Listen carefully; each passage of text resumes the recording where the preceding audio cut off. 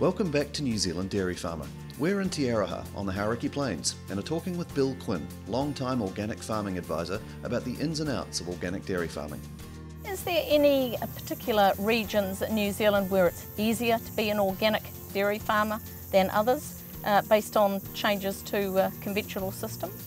No, it's something that's quite important for all farmers to understand, that we've got organic dairying happening in every region of the North Island and a number of regions in the South Island. The cows, the land and the farmer are still the same people effectively that were there as chemical farmers, as I was. I used to use Telgrow and all the other bits and pieces, growth hormones in the calf ears and drenches and conventional fertilisers and all the herbicides when I was conventional dairy farming. There's no region, no livestock type, no farming system. If you're in an intensive farming system and you want to keep feeding 40% or more of the livestock feed from off the farm to really intensify your system, and that shows profit, the only requirement is that that's certified organic feed to the particular market access regulations that you're supplying. What interest level was there from dairy farmers going back in those early days? Through the 90s there was general interest, and the Dairy Board carried out some market research in Europe using overseas product to see if the European community would buy Anchor brand organic, and the answer was yes. And Fonterra picked up the game once they were formed. Northland Dairy was doing organic milk on the local market, and through the early 2000s, big numbers. We had in 2003 400 farmers attend a field day at Kerapai on the Hauraki Plains, and that's about when Fonterra put the first or the initial expansion campaign to take it from 20 farms up to supposedly a couple of hundred. And Fonterra was offering premiums, weren't they, for farmers who would convert? Yes, Fonterra, the board passed a program to entice 50,000 cows into the organic program. They had market for that. In the beginning it was a percentage, and then it changed to a fixed rate. So up until the last couple of years, Fonterra's been initiating conversions, 45 cents for per kilo milk solids for conversion years, and $1.05 for full international market access organic milk. So how big a step was it for dairy farmers to make that move into organics based on those sort of premiums? Back in the earlier days, quite a big step in the top 2 inches up here.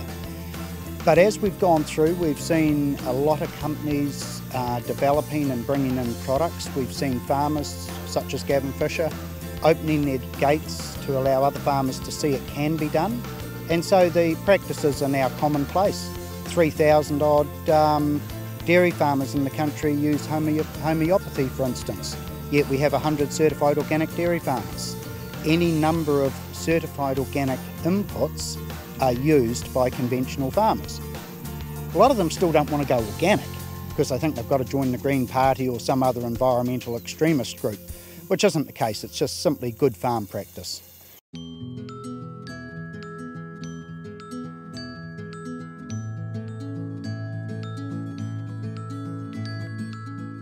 Is there still the same level of interest in switching to organic production as there was, say, 10, 20 years ago? There's considerably more in switching to biological production, and a bit of confusion around that, because biological production is around the biology in the system, and we've got a lot of people talking about being biological but retaining all of the old tools. I still want to use herbicides to spray out a pasture, I still want antibiotics, I still want all the intervention tools, but I'll call myself biological. That we've got plenty of people in that bracket and plenty of people doing biological very, very well. What we've got to look at is that marketing aspect of going the next stage into marketplaces.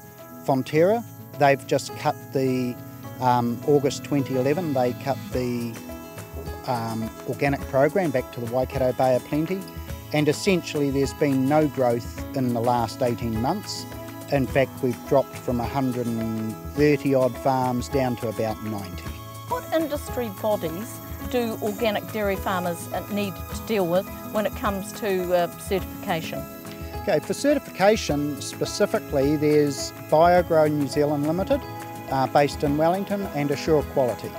They are the two parties that are certified for international market access and licensed directly to international market regulators or through Ministry for Primary Industries.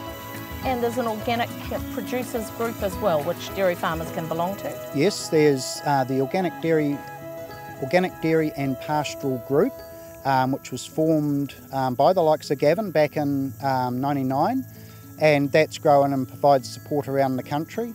There's independent operators. Dairy New Zealand run some organic support. Myself, I run a company, Organic Ag, and we run discussion groups and support for organic dairy farmers. So how do you see the future of organic dairying? Oh, long term. If we want market access, and look, I've been in the game long enough that when we had the GE Commission in New Zealand back around 2000, but before, we saw a doubling in demand. Look at the food scares we're having around the world at the moment. The biggest issue I see for organics and dairy in general currently is the sustainability program that we're putting forward while we're dropping an organic program, which is the ultimate in sustainability. Particularly when we have farmer comments in the rural press saying, great, as long as we keep all of the tools that we currently have available. And that reminds me of the Eco 98 program that never even got off the ground because it was for horticulture, going to be the same thing. Let's do what we're still doing, let's just fool the public a bit more. That isn't going to work. After the break, we return to Gavin Fisher and talk about the continuing process of planting his property with natives and fruit trees, as well as pasture renewal and animal health costs. See you after the break.